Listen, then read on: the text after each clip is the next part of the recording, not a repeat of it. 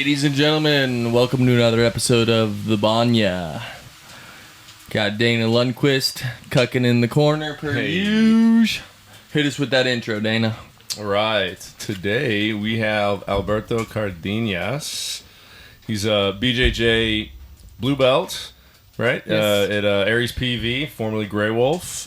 Father of two. Yes, two. And then a loving husband to one of our former guests, Ofelia. So welcome to the podcast. Welcome, Thank you for having me. Bienvenidos. Glad you could make it. Thanks, Yes. Berto. Well, thank you for having me again. Yes. Yeah, man. You've been training for quite a while with us. I don't know if I was third wave or fourth wave when it first started. Uh-huh. So, yeah, we've been there for a minute. I don't know that. Pretty early. Yeah, so I don't know that's 3 years, 2 years. I don't even know. Yeah, I don't probably keep about 3 years, something like that. I think it was pretty close after me if you weren't right at the same time. I can't remember who. My wife is the one that knows everybody that joined with us, but yeah. Keeps track of time. Yeah. I'm the same, dude. Yeah, Time. yeah. But it was, very beginning. Time doesn't. No concept of it. Yeah, this is crazy. I never thought that I'd be doing jiu-jitsu. That's one thing. Yeah. Yeah, your guys' little intro story was pretty funny. You guys walking in there, water getting your wife, all that good stuff. It's funny because I went in there for the interview, and she was the one that started interviewing John. Of course. That makes sense. I was in the corner, and I was like, she was like, so you telling me this? Okay. But she had no concept what it was. Yeah. Well, props to you guys for sticking through. I mean, starting something that late in life, it's very commendable. So Absolutely. proud of you, man. Yeah, thank you. Really good. It is hard, no doubt. Yeah. Body hurts. Yeah. Obviously, we kind of all know this and know it to be true, but it's like the hard things are the best things in life. Oh, you know what I definitely. mean? Like pushing yourself, that's stuff that comes easy. It doesn't do good things for your psyche. You know what I mean? It just kind of destroys your dopamine and gives you a different. We all know that from the best example, which is drugs. Stuff like that. That's just gets you that quick hit up front, but you don't earn it. Nothing like getting through a nice hard jiu-jitsu practice and that feeling afterwards. Oh, it feels amazing afterwards. That's the best. That is the best. When you walk out of there after getting beat up, it is amazing. And I always tell my daughter about it, this is one of the hardest things that you will ever do. Yeah. And if you can do this, you can do anything. Yeah. Absolutely. She's so awesome. Yeah. I love your daughter. she's the best. Yeah. And it's crazy because we didn't even want her to do it. Yeah. Yeah, because how it all started was she wanted to do karate because her cousin was doing karate, and I was like, I don't know about karate. I did karate when I was young. Yeah. I don't know. I just didn't like it. I did a couple years of it, but Ditto. and then if you want to do striking, Muay Thai, that is the way. Yeah. So we ended up putting her in Muay Thai. She was there for about 6-7 months. But we took her out of it because she was just not aggressive enough. Okay. She was getting hit, her glasses were flying, and then she was putting them back on, and then she would turn around and she'd do this. And I was like, no, I mean, don't hurt people, but you need to be a little more aggressive. Sure. So we just took her out, no, this is not for you. And then we started jiu-jitsu, and I think she sat for a year. And then she wanted to do it, and we were really iffy about it. I think it took us about 3 or 4 months about it. If Muay Thai was tough, this is worse because there's somebody on top of you trying to kill you. Yeah. And if you weren't aggressive in Muay Thai, this is a lot worse. And look at her now. I mean, she's pulled us wrong. Now. Yeah. Oh, I know. She's a killer now. She's running the class, dude. She's a little fireball. She's she the is. boss in there, dude. It's hilarious. It is funny. Because we thought, my son, that he's pretty good. I was like, man, I told him, watch out for her. Yeah, for sure. She has such a good attitude, dude. Yeah. Dude, she's just so positive and just having a good time every time I see her. She just smiles. Yeah. Well, that's cool. You got another family affair. You guys, just like the Sanders, have all the kids in, you and your wife, everybody. So that's great. Yeah, it is pretty awesome. Yeah. We surely, when I go with my son, that's all we talk about. Yeah. Is jiu-jitsu. Yeah. Yeah, that's all we talk about. So it's pretty cool. Like we're all going the same goal. Like we Yeah. all started as whites, so Yep. we all know the same journey, the same struggle. For sure. Yeah. Is So, he blue or purple yet? He's blue. He's blue. He's okay. blue. He's over at Casinos. Yeah, he's at Casinos. Yeah, He's nice. at Casinos over there. Heck yeah. Yeah, that place is Yeah, something that's else. what a great gym to Oh, be training amazing! at. It's Yeah. huge. Yeah, Mm-hmm. it's huge. Yeah, it's a massive Yeah. warehouse. And they Yeah. got some killers in there. We got one of their guys came over here. Has been coming lately because he works over here. His name's Adrian. He's Yeah, a blue belt. yeah. Oh my god, Adrian's a savage. I rolled with him for the first time last night and was just surviving. It was Yeah. great. Yeah, he was I really mean, good. because he's flexible and strong. Yeah. That's And I mean, he's Dangerous got combo. 10 years younger than me, so Yeah. I'm like, I just gotta last if I can. definitely. Got that boy stamina. Yeah, and then Yeah. those long legs he has. For sure. Yeah, those for jiu-jitsu that works so good. Yeah, absolutely. Yeah. Yeah, it's a giant puzzle, and like it's chess and a puzzle, and like that's why it's so fun to talk about too. You know, with other jiu-jitsu people, it's just like there's an endless amount of moves out there. Oh, and yeah. it's just ever evolving. You know. I mean, the community is amazing. Like, if you're outside and, in the world and you find out that person trains, you become, like, best friends, Bang. like, Yeah. right there and then. Immediately. Immediately, and they're talking about the struggles. And it's so cool. I mean, it don't matter where you're at. When we used to go on vacation, we used to stop at least at one gym or a couple gyms. And just to see everybody just walks from you, like, come in. And it just, Yeah. it's awesome. It's awesome. It Yeah, is. really is. Yeah, the more people, it's so cool that it's blowing up because it's such a healthy thing for people. Oh, yeah, you know? definitely. I wish it upon everyone. Yeah, I see a lot of people stressed out and, like, you need jiu-jitsu in your life. Yeah, For sure. That for would sure. be- Absolutely. Yeah, a lot going on. I'm like, you need that to release all Yeah. that stress. Yeah. Yeah, I mean, it just like all the martial arts, I think they do balance you out, and like what they give me is a sense of like a lot of the stuff that we're doing in life, it's just, most of it doesn't matter. You know what I mean? Like in the big picture. Yeah. Like we gotta be healthy, take care of our family and community, and that's pretty much all that truly matters. Like all the little things that people get upset about, a little scratch on the car or whatever. It doesn't matter. But I feel like the jiu-jitsu community, they're a lot more humble than other martial arts. Like a lot of there's hotheads everywhere, but I feel it's less hotheads in jiu-jitsu Yeah. than there is in other ones. Like MMA people, especially the youth, they're like, oh, you want some? I know MMA. And you're like, whoa, just relax. Right. And jiu-jitsu, I mean, we went to I forgot what tournament we went to. And everybody's like, oh, excuse me. Like, everybody's so polite. Yeah. Nobody's trying to pick a fight. Everybody's just so nice, so polite. Yeah. It's awesome to see that. And there's not really the opportunity in jiu-jitsu. Like, yeah, you can kind of catch somebody, but over the long run, you're not hiding anything. Yeah. You're not able to just slip one past somebody, Yeah. more than once maybe. Whereas, like, if you're striking, like, boxing, you can catch somebody and, like, you catch them with a right hook or something and you got them. Or, Yeah. or a kick with Muay Thai or something. Whereas, jiu-jitsu, it's not really like that. You can't hide anything.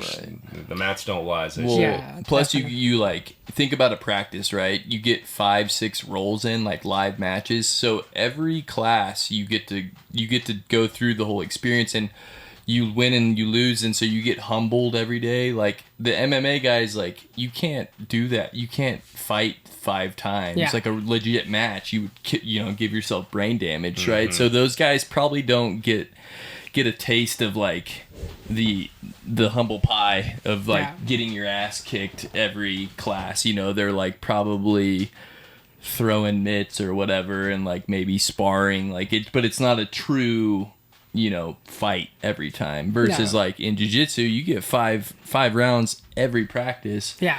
And you're probably losing half of those at best. You know what I mean? So like you are humbled more often. Yes.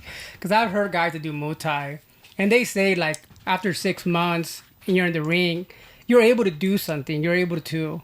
In jiu-jitsu, 6 months, you're still surviving. Yeah, that ain't shit. Yeah. Like, you're not throwing anything that you're going to catch somebody. Yeah. Yep. Oh yeah, if you've never done anything before and you walk into jiu-jitsu, 6 months is good luck. Yeah. You know, That's just your test to see if you're gonna last longer. Yeah. you At can't 6 even, months, if you can't even shrimp yet. Yeah. Yeah, and then you're just pushing everybody off you. You're not really using your frames or anything. Yeah. Yeah, those early days are rough, huh? When you're like using all your strength and like blowing it out, just like no idea what you're doing, you know? It is fun to be on the other side of that. I think that's where like as a blue belt you should probably be at that level where like you have an understanding of like how to use your strength and your cardio, you know, better, and you're not just like so tight on everything, you know, you're loose. You know where to get to places so you can take a breather and then continue going. Yep. Those trench positions like we talk about. Yeah, it is crazy because most of the most people there, they're all blue belts. So you're always going with blue belts. Yep. And when you go with somebody that's just walked in, you realize you know more than you think you know. Yeah. Because everybody going against, they're all on the same playing field. Yep. And when you go with a white belt, you're like, oh, well, I do know something. Yeah. Yeah, it is nice. Yeah, I mean, it's always good to have a steady stream of new people to come in. For them, it's good for, getting more people. But for the blue belts, or even the more advanced white belts, to understand, oh, I do know stuff. I'm actually not going to be the nail every single round. Yes. Right. Yeah. When we first started, man, it was rough. I mean, you got thrown into the wolves the first day. Yeah. Like, we didn't know what to do. And they're like, all right, go. What do you mean go? Like, go where? And Immersion, man. It's the most fun way to learn too. Oh yeah, honestly, like you look at other disciplines. Like I've heard this from, I don't know I forget what it was, but like they don't. I think it was Judy. She was telling us like until you like they don't even let you spar or anything until you get to like these super high levels, and it's like, we just get to roll with black belts right out of the gate, and just get our ass kicked, and I think it's the best way to do it. Yeah, it is. And then you think you know until you go against one of those, and you're like, I don't know anything. Yep. I mean, I still don't know anything. Yeah. No, even for me, I mean, I've been on the mats my whole life, and like when I go against somebody who's super technical in jiu-jitsu, it's awesome. I mean, it really shows me how much more progress I need to make, to get to that point where and I have that in wrestling. So like I can't wait till I have that where like I have this thing when wrestling where like I could literally step on the mat with anybody and I'll be pretty damn good. You know what I mean? I got a nice chance. You know what I mean? In jiu-jitsu, I'm not there yet. I've got a long way till I feel that level of comfortability where like I could step on the mat with literally anybody and have a chance. You know what I mean? Yeah. So it's cool to chase that. It'll come. You know what I mean? Yeah. But sure. it's fun to reset and like I mean for me just to start over as like a complete novice student. Yeah, it's cool. So it is cool to learn all of that and see all the new techniques and everything and to know like, wow, I can actually do that. All right, Luke's gonna get his first plunge. Okay, are you good? I'll go for a plunge real quick. Yeah? All right, we'll take a quick break. This episode of the Banya is brought to you by Optimize. Optimize is a health and wellness center run by Jesse Meringue, a fellow training partner of ours. They've got amazing center. They've got your cold plunge, your sauna, the infrared, the hot tub, compression therapy, as well as this PEMF therapy. It's like pulse electromagnetic field. It's amazing. Feels crazy, like you get that electro stim. But the idea is you've got a time in there for an hour to switch between different therapies. You can go from the sauna to the cold plunge to the hot tub. Feels amazing. Luke and I just did that last week, and absolutely, it was incredible. So if you're looking to recover from any sort of athletics or just to feel better, go check out Optimize. And for anybody, the listeners, if you just tell them you heard it on the Banya, they'll give you 50% off your first session. So I believe normally it's $39 for the first session for an hour. So it'll be half that. So go check them out. It's an amazing place. Yep. All right. So I know we heard about kind of how you started with jiu-jitsu. So tell us about what things you're working on now. What do you focus on? What are you trying to get better at? Well, one thing on the bottom game, every time I see John, it's just amazing what he does. I would like to practice more. I do a lot of top right now, but I am working on my bottom. Okay. Passing the guard, but that's mostly what I'm working on. Okay. At the bottom, I still suck terribly, but I'm working on it. Yeah, flexibility in the hips helps a lot. Yes, I'm working on that. Yeah. Well, and outside of jiu-jitsu, you were telling us earlier you've been doing mobility work, which that's great. That helps a lot. Yeah, I'm trying to do it daily. Yeah. Daily, I do it. The breathing techniques that John showed us, I do that daily too. Okay. So working on my breathing, and I've noticed a big difference just in a couple weeks. Good. Of just breathing better. Yeah. That's great. Hell yeah. Are you live in Phoenix now, obviously. How long you been in Phoenix for? Been in Phoenix, my goodness. Can't even remember the year when I came to Phoenix. When I came, I remember when I first got here, and when the Super Bowl was here, when I think it was the Giants and New England playing. So I don't even know what that was. Okay. Yeah, I don't remember either. I don't remember. Before 06, 08, somewhere around there, yeah.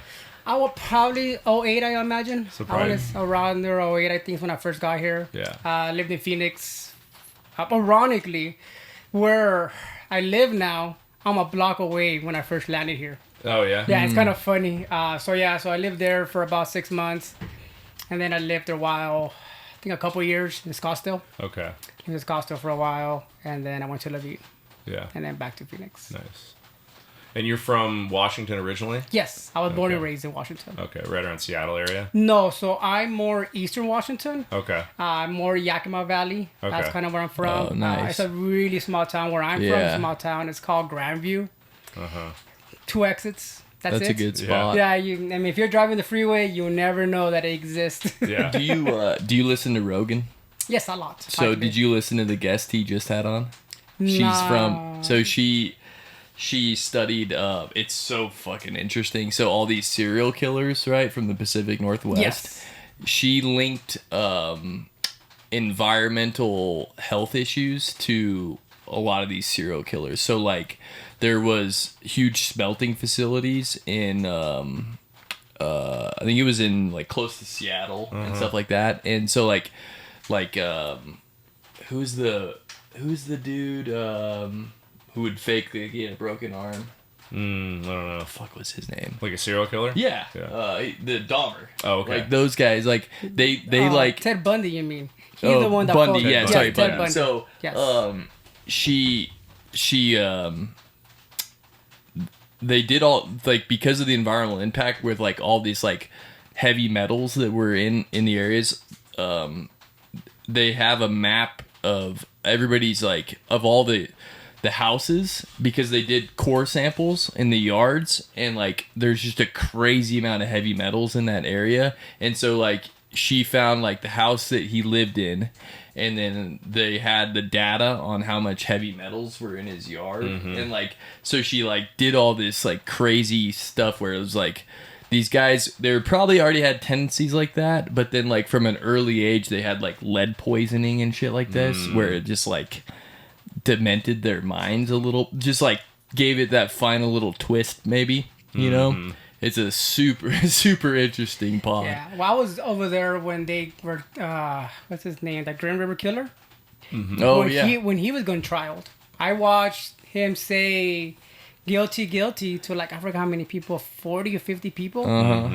Yeah, I was there. I actually watched that when I was up there. Washington is crazy. I mean, even I don't think I've ever heard of Hanford before. So Hanford is in eastern Washington. It's called next to the Tri-Cities area. So that's where the atomic bomb, the main component, was built. Was there. Okay. And that place is leaking trillions and trillions of Like radiation Yep. to the ground. Yeah. The Really? animals and everything. I think there's a river right now. there. I think my brother was telling me that a lot of people are getting in the river right now and coming out with rashes. Oh. They actually found a fish with 3 eyes, kind of like the Simpsons. Jeez. It's kind of crazy because you think of Washington as like this pristine state, but it's like from this lady, she makes it sound like it is the dirtiest state in the U.S. Really? So like, and she was saying, so she grew up like in the Puget Sound area, and I guess it's kind of like in this indent, and so like when people used to burn wood stoves, it would just like everybody would complain about how gray it is there, but really it was just literally like the Smoke fucking particulates constant in the and- winter. yeah. Yeah, it was just smoke particulates, and they were talking about how a few times this has happened. I think it happened in Pennsylvania and in England right after the war, like in London. The city got a bad shipment of coal, like it was like this low grade coal, and everybody was burning coal at the time, and it just like they have pictures of it, like it is just people were dying because they were crossing the street and like you couldn't see like 5 feet in front of you, you know, and so it's like these horrible like environmental things that like we've been living with since basically like industrialization, you know, that have just been like poisoning the shit out of us. And like another one, she like lead gas, right, and like jet fuel. Well, another one of the serial killers lived like right at the tail end of a fucking jet fuel, like a airplane fuel, you know what I mean? So she's just like mapping out all these serial killers and how much like lead they're just sucking in, you That's know? wild. Because It that is shit wild. does, I mean, it makes you insane, Yeah. you know? But yeah. Yeah, I mean, that's why they got rid of lead and paint, you know, back Right. in whatever the 70s, 80s, that time period. And they were talking about how like this was up in Washington, one of the smelting plants, I think. They basically did the math where like the owners of this thing were like, okay, this is gonna kill all the, like there's a high school right next to it, and they're like, they did the math on what these kids like napkin math they called it, what their lives were worth, and they calculated to like $11 million per kid, and they were making so much money, they were like, okay, fuck it. It's worth it to Yeah, that, yeah. just crank away, dude. So just like kill all, like give all these kids health issues and like let them sue us. We'll be fine. You know what I It's mean? kind of like Ford in the Temple, isn't it? With the gas tank. You ever heard about that? Huh? So they had a problem. I think it was the Temple where they had a problem that because the gas station's in the back, and if they got hit, the car the car would turn on fire. And when they figured that out, the car wasn't even out yet to the public. But then they didn't want to go back and fix all Right. those cars, and they just figured we'll just pay the losses. Fuck it. What kind of cars were they? I think it was the Temple, I want to say. Yeah, it Temple, had the gas tank mounted. Oh, on the rear, yeah, So yeah. anytime they would get rear-ended, Yeah. it'd fucking explode. Yeah, it's crazy. It's these huge companies just... Yeah, fuck it. Yeah, they don't Yeah, care. who cares? Yeah. Let these people die. We'll write the checks. Yeah. Yeah, super depressing. That's been going on forever, and it still is. You know. Oh, yeah, well, that's that's- why, like, you know, and I think, like, the generation I grew up in, it was very like trustworthy. I feel like, but I think COVID turned this around for us, where everybody's like questioning everything, Yes. and rightfully so. And I'm kind of thankful for COVID for that, you know, because I think it woke us all up to like this whole, like, Mickey Mouse, you know, empire we live in. It's like a lot of these companies are just trying to fuck us over. Yeah. You know, they don't give a shit about your health at all. They just want your money. Yeah. Yeah. I mean, they say Coca-Cola kills more people than anybody else. Yeah, Yeah. yeah. Diabetes. Not surprising. Yeah. Yeah, they would do shit too. Like they would go, they would mask like the deaths. They'd be like, "Oh, it was heart failure," and the lady was like, "Hey, fuck, everybody dies of heart failure." You know what I Right. mean? Like, Eventually, yeah. Yeah. That's what it is. Yeah. You know, when your body gives up, your heart's done. Yeah. Like it was some other shit that made that happen. You know what I mean? But they just fucking, you know, fudged the numbers. Yeah, it's crazy. All that stuff back in the day. Yeah. Yeah, I gotta get a cold plunge again too. I'm cooking. Let's take a quick break. Yeah, You never know. I heard this too. Rogan said it. He said that 100% of the California wines they tested had glyphosate. in them. Glyphosate, yep. I'm curious. I want to. My Family Farms Organic. Yep. They're like, they only use that. I want to test their shit. And see, so glyphosate, The problem is, like, a lot of the farms, even if you farm organic and your neighbor doesn't, they spray shit and it just wafts into the oil over there. or into the soil. Yeah. We are lucky. My dad's and my brother's farms, there's nobody around them. Yeah. So, like, and it's not the areas where we're from in California too. Like, a lot of those issues happen in the valley, like in the Central Valley where everybody farms and like a farm is next to a farm. Up where we are in like the Sierra foothills and up in Lake County, everybody's like very spread out. Yeah. So everybody's not like on top of each other with that kind of shit. Yeah, But that's good. Yeah, because organic, it's hard to go organic. Like, once you get all into it, 'cause I mean, I found the area that I'm at, a lot of farming, and it's in the soil already. Yeah. It's in the soil, and it takes so long to go out, to get out of it. yeah. So I think they were saying that if we never use none of that stuff anymore, that we're still good for like another 20, 30 years. Oh, yeah, Even if for they sure. stop. Yeah. If they stop, then... Dude, they are. Well, I heard this was like the best way it was put. It's like the cost is being offset. So right now, food is it's like deflated. So like the price of food right now is cheap because we're destroying our soil. But the day will come when that's gonna balloon because it's gonna be really hard to farm in some of these areas anymore because they've just been destroying the soil. And like one of the scarier things is like when you destroy like the microbiome of the soil and take out all the nutrients, now you are 100% dependent on a company like Monsanto to provide you with fertilizers and all the shit you need to make your crops grow, instead of doing that organically using chickens and cows and rotating all that shit, right? So now you are dependent on these psychopaths for food, to be able to grow the food even, like that level of control freaks me out. You know what I mean? Yeah, when I took my wife to Washington and she wanted to see the organic fields, I laughed. So what they'll have is they'll have a field here, and then they'll have an organic field here, and then they'll have another field. So these will get sprayed, but this one wouldn't. But it's still... Yeah. But they call it organic. Oh, that is fucked up. Yeah. So I mean, some of the stuff so they do that intentionally too. Yeah. That totally makes sense. Yeah. So I told a lot of the stuff you read is not really what. Right. Yeah. Yeah. Well, everything gets co-opted too. So like my parents, they were doing it like back before organic was cool, and it actually got them a nice contract with Fetzer, like their huge wine producer, because in the early 90s they were farming organic, and that it wasn't like what it is now, and what we all saw, and it was basically larger companies co-opting that, so doing stuff like what you just described and then labeling it as organic. So they just basically use that label to sell their same bullshit that they've always been making, you know what I mean? And like, who's fucking checking that? You know how easy it is to slap a label on it? And like, this is gonna happen too with regenerative. Like, mark my fucking words. And it happened with sustainable already. Like these large companies just are gonna come in and they're gonna use that marketing. Like Whole Foods does this, and it's pretty gross. So they'll use a company like Arizona Grass Fed or White Oak Pastures. They'll buy like 5% of their meat from them, and then they'll market the shit out of that. And then 95% of their meat is just standard bullshit. You know what I mean? So they just that's how they co-opt that stuff to use it as a marketing tool, and then they just continue to sell their cheap bullshit. That's full of colors and whatever the fuck else. It's pretty gross.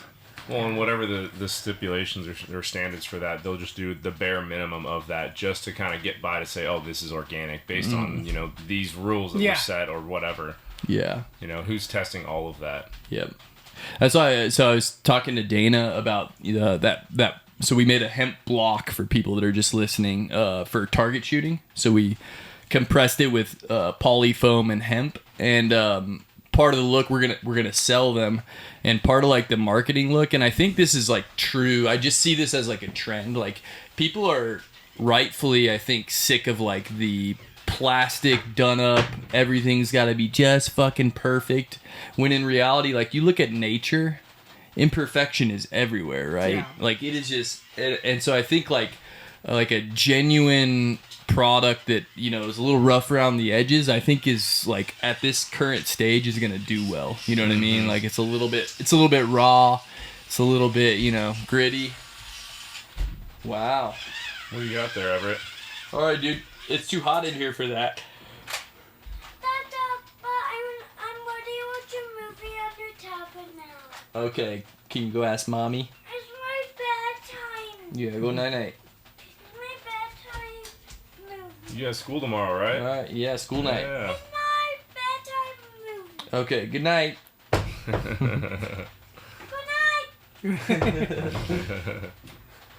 Yeah. I mean, that's one thing cool about Washington, that whatever you plant grows. Yeah, Everybody has. Yakima's pretty clean though. Like that valley, right? North, yes. Yeah. When you go more south, where after past Hanford, then no. Yeah. But the north side of it is. And I mean, you can just accidentally be eating and throwing seeds. Next thing you know, it's just growing. Yeah. It's so rich. Yeah, that's awesome. It is. I mean, everywhere you go, anybody's house you visit, they'll have a garden. Yeah. And they're Yeah. always giving you more stuff than you want. That's pretty cool. Yeah. Yeah. I gotta get one more. You good? I'm good. All right, cool. We'll stay in here. Yes. What do you, so we know you do jiu-jitsu, you know you're working. What do you do when you're not doing jiu-jitsu or work? The family. Family, yeah. Yeah. I think family is the most important thing. Yeah, absolutely. That's all we do. We try to do things together at a time. You know, is that if we're not showing houses with my wife, you know, we're just, you know. Yeah, she's a real estate agent? Yes, she is. Okay, yeah, that's right. Yeah, Nice. she's a real estate agent. So it's kind of cool. You got to see a lot of cool places. They're not about the market. It's neat. Yeah. And back in the day, I used to flip houses with my cousins. Okay. So I kind of have an idea of all the stuff that she talks about. So it's Yeah. kind of cool. Yeah, yeah, that's cool to see. Yeah. Nice.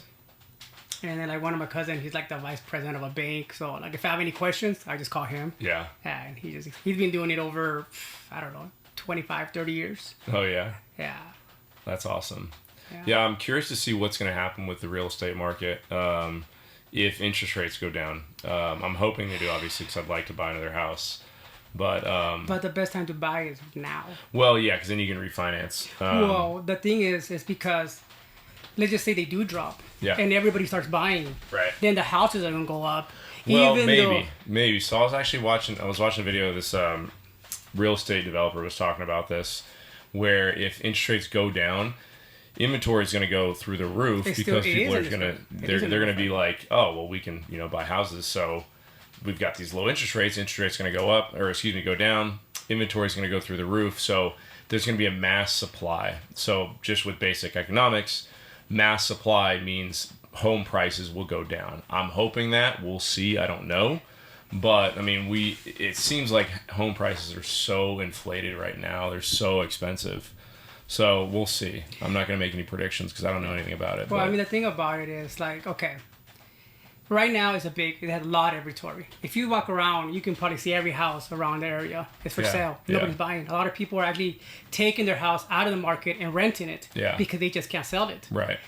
And Just because interest rates. People don't want to buy but these. Yeah. because these houses have been there waiting, you're more likely to bargain with them. Because if people want this house off and they want it gone. Yeah. So you're more likely to make a deal. Yeah. Now, when people start buying, they don't want to make a deal because you're making an offer, he's making an offer, that person's making an offer. Yeah. I'm going to take the best offer. Right. Right now, you're not fighting with anybody. Yeah. Yeah, that's true. That's a good point. Maybe to get a house, really get a good bargain on it, just pay the interest rate for now, and then when interest rates go down, refinance and save that money in the long run. So Yeah. We'll see. Yeah. We'll see. I mean, there's a lot of things happening, lots of changes. I mean, I don't know. I think everything's going the right direction. It looks like it. We'll see, I guess, what happens. Yeah, there's a lot of crazy things happening. It is a lot of crazy times. I mean, it's so many moving pieces. Yep. Like weekly, it's crazy to see. Yeah, it's a crazy time to live in. And they always say that the best time to start a business is during hard times. because then when it's good times, you're going to be able to make it better. Yeah, for sure. You don't have the competitors, as much competitors. Yeah, for sure. Yeah, that's a good point. Yeah, I get it started now and then. Yeah, I think the most millionaires ever made was during the Great Depression. Really? Yeah. Well, originally, and then I think COVID actually surpassed that. Just because anybody who was in a position to be able to invest when the markets tanked, like, saw a huge boon. They saw a ton of investment, big increase in the market comparatively to what, the downturn was in 2020 or whatever that time was. So we'll see. I hope so. Daddy, yeah. Daddy, can I use you a pizza? Well, I mean, making more stuff in America, I think that's great. Absolutely. I agree with that. What's your passcode? It just brings more jobs. Yes, things are being more expensive, but you're helping each other. Helping the mom and pop places. I mean, that is the backbone of America. Well, even like just bringing all the jobs here and manufacturing, even like advanced manufacturing, like Apple. There's a big thing right now between Apple and Trump where he's pushing to be like, look, you either start making your phones in America or you're going to be hit with massive tariffs, and it's going to cost them the money regardless. So if you think about it, do we really need a brand new iPhone every single year? They come out with a new model every year. It's all just to get people to continue buying them. I would imagine people would be like, okay, if my iPhone's going to last 3, 4, 5 years, if you think about what the value of that is, like right now you're paying maybe $1,000 for an iPhone. Would you not pay $3,000 for an iPhone that you're going to use for 5 years? It's literally your lifeline. It's a computer. You can do everything with it. People will spend, money, $1,000 on a laptop. Your phone does all of the same things, if not more. So why not make these things to where either they can be more easily repairable, or you can replace the battery, for example, with a new battery. So, because that's usually one of the things that causes people to get a new phone, because Apple, as well as other companies, they're making it so that the battery will degrade over time, or it just does, and they don't want to replace it. They'll say, no, we don't actually repair those. Yeah. So or it's too expensive. They make it ridiculous. Well, they say it's expensive, but they used to make phones where you could just put in a new battery. Right. They could for sure do that. Mm-hmm. Yeah. So it's this economy of disposal, like you versus being able to repair it. Even kitchen appliances, for example, they make them in such a way to where it's like, oh, this was cheap enough to where I'm okay to just toss it and buy a new one, as opposed to making it really high quality, where you can get parts to repair it and just keep using the same appliance for 20, 30 years. Well, how many 80s and 70s refrigerators you still see still going strong? It's just a simple thing, but I have a coffee grinder and a crock pot that are both at least 25 years old, and they work great. And I want to keep using those as long as I can because they function just fine. If they need to be repaired, I'll try and figure out how to repair it or replace versus replacing it. Yeah, well, it sucks that this isn't a reality, but it's like Apple, if they moved a bunch of their production to the U.S., they'd still make a shit ton of money. But they're never happy with just making money. But they can't get that one yacht they want. They have to make more money every year. Mm-hmm. It's like, why can't you just be cool with making a fucking billion? You know what I mean? It's got to be 10 billion. It's kind of like a Southport episode. I don't know if you saw that. When Napster came along, and they were making fun of the people. Yeah. Where they were like, look at him, look how sad that person is. He has to wait 6 months to be able to buy that gold girl he wanted. Yeah, right. Exactly. Like, that's an L. Yeah. Yeah, so it is crazy how. Well, back in the day, it was more proud to say, you know what, I got this drill. Yeah. I've had this for 20 years. Yeah. And you were proud of that. And now people are proud of like, look, I got a new one. I got a brand new one. I got a new one. Right. I got a new one. That went away of being proud of having the stuff that lasted so long. Yeah, for sure.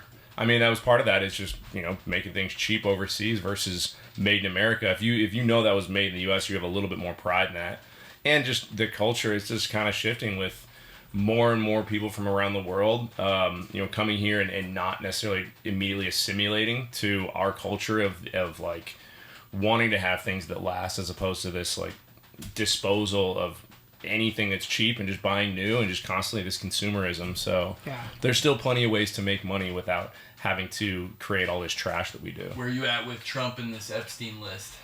Dude, I don't know. I mean, I don't care who's on it. If they're on it, it needs to be released regardless. I want everybody to burn. If you had any involvement in going to Epstein's Island, all the horrible things they did, everybody should be burned. I want to get rid of anybody who had any kind of involvement whatsoever. So is he hiding that? I don't know. I mean, I think he sees other bigger issues than dealing with that, even though that as just a public trust thing would create so much trust in the public. Yeah. Even if it does burn down a lot of people, making him look real bad. it does make him look bad. Yeah. And that's one thing he promised. It's weird because he's usually in tune with what his base wants and what most people want. And this is the opposite of that. And he's just like, which is like, okay, what does this mean? What's actually happening? So Tim Dillon was like, he's convinced he's could be full on. Yeah, he could be. And, again, if he is, then he should burn. Everybody should. Everybody who's involved. There needs to be accountability for this stuff. And they've just gone so long with this two-tiered system of justice where, you get people thrown in jail for selling weed that are still in jail. And the people who are doing horrible crimes against humanity or against children are just getting off scot-free. Did you watch that documentary? On what? On Epstein? No, I haven't. It is horrific. I had no idea how bad it was. Yeah. It's on Netflix, right? Yes. I think I watched it. Whoa. Very depressing. Yeah. Didn't like it. Yeah. But that happens all over the world. I mean, not just here. Dude, I do strongly believe that there is, like, all of the most powerful people in the world are into weird shit. Here's the worst part just about like, this one, though. From the fucking get, he was being investigated for this shit. Yeah. Like, for decades. Yep.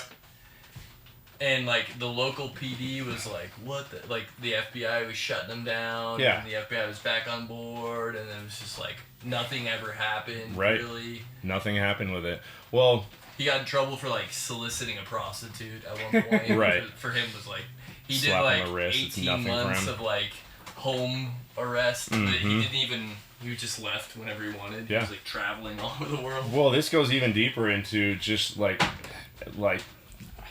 the alleged blackmail of Israel over America and American politicians. Like, most recent thing that Trump was talking about is that if any states basically are boycotting Israeli products or Israeli anything, basically is boycotting Israel, that they will not get funding for emergency relief like FEMA, which is insane. Like, how is it that you can be America first and you're kowtowing to Israel? Like, they say they're our greatest ally. It's insane. Like, for what?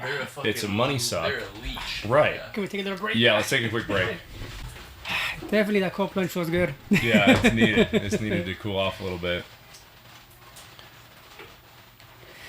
Yeah.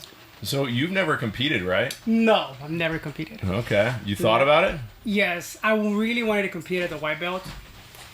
I was going the right direction. I was dropping weight. I just don't want to fight at my weight. Okay. I was going the right direction, and then I got let go from my job, so I had to find a different place. And that kind of changed my whole schedule. Because before, when I was working we were training 5-6 days a week. Mm-hmm. And then now we're only training like 3. Okay. Yeah, so it's changed a lot. So, but it looks like I'm going the right direction now. Good. You know. Well, you can compete at Blue. You're going to have to now. I'm going to have to, yes. So All hopefully beginning of next year, that's my goal. All right. Well, let's look forward to that. So January, February, March time. Around I know there. Jiu-Jitsu World League usually has a competition in March, I think. So let's aim for that. Let's start now. Because you got, about 6 months to get ready for that. So if that's the plan, then let's do it. Yeah. So you want to drop weight before? You want to get to, what, super heavy? My goal is to be 168. You want to get down to 168? Yes. All right. Hell yes. Okay. I mean, when I think, it's been a while, but I think when I got married, I was 150. Wow. Okay. Yeah. And what do you weigh now? Right now, 208. 208. Okay. Yeah. Okay. The leanest I've been when we were training 5 to 6 days, I dropped down to 190. Okay. And then once I changed it, my soul. Well, we gotta work on diet. That's the biggest thing. You train fasting. enough. So now I'm doing the intermittent fasting. Okay, good. So that's what I've been doing. Okay. So I'm only having very little food in the morning. My biggest meal is during lunch. Okay. And that's it. All right. What are you eating? Protein. What kind of stuff do you eat? So my lunch is usually I have a cup of not lettuce, but my greens, I guess, spinach, Roman lettuce, like that kind of stuff. Then I'll have some sort of protein. Okay. Then carrots, some carrots, not a lot of carrots. A lot of blueberries. Blueberries are great. Yeah. Blueberries. And then I try to have like avocados or something, some kind. Okay. The mornings, I have like a protein shake, banana, some nuts. In the morning? In the mornings. I thought you were fasting though. I fast in the evening. Oh, so okay. I don't eat past. I would say my lunch is usually at noon or 1. Okay. And I don't eat after that Okay. until the Gotcha. next morning. Okay. So Okay. it's horrible. Going to sleep so hungry. Yeah. You know, I started doing to take the edge out. I started drinking that cherry tart. Oh yeah. So probably it's really good for you, especially before you go to sleep. Yeah, it's good so for sleep. that usually helps me a little bit with the hunger. Okay. And then, but you feel great. I mean, Yeah. I feel a lot more energy. Yeah. I try to have also sometimes, I try to mix it up, you know, try to have eggs, boiled eggs in the morning. Yeah. But I'm trying. So since I've been doing that, I've lost, I don't know, like 13 pounds or so. Okay. Sweet. Yeah. That's awesome. Yeah, so it's I've been doing the opposite. I don't eat until like dinner time, and then I pig out though. It's fun. So Yeah. I enjoy like it's nice not eating in the morning and at lunch because like I'm busy, so like I'm not sitting there. You know, like I'm hungry before I go to bed. I eat a lot right before I go to bed, but like I just use my day as a buffer to not think about food. You know. yeah. When you have that one meal, oh my God, it's so, you look forward to it. It's amazing. Yeah. Oh yeah. It's amazing when you look. I feel way better just eating one big meal. Yeah. If I eat in the evening, sometimes we have gatherings and stuff, and my wife's family. So I will eat, but if I do eat, I won't eat again until like 3 in the afternoon, 4 in the afternoon. So I will fast that time, and then I'll eat just one meal, and then try to go back to my routine. There you go. That's good. So it's been Well, working. good. I think you're on the right track. So he said March he's gonna aim for competing for the first time. Sweet. Put in the calendar. What is that? Is that the Grand Canyon one? That's actually in October. So that's coming okay. up. So March there'll be a World League in March. There's usually an ACBJJ as well, Oh, nice. sometime around there. But for sure there'll be a World League. So Heck yeah. we'll keep you on track for that. I'll ask you in a couple of weeks how we're doing. Yeah. Well, awesome, man. Well, this has been great. Yeah. Thank you for coming in. Oh, thank you You for having me. Berto? Yeah. Before we go though, we got to get you to hit those rocks with some water. Oh, yeah. So give us like a good half scoop or so. It's about half right there. That's good, yeah. Spread that out, yeah. Get up for that. Oh yeah. Ooh, yeah. That's a great feeling. That eucalyptus is nice.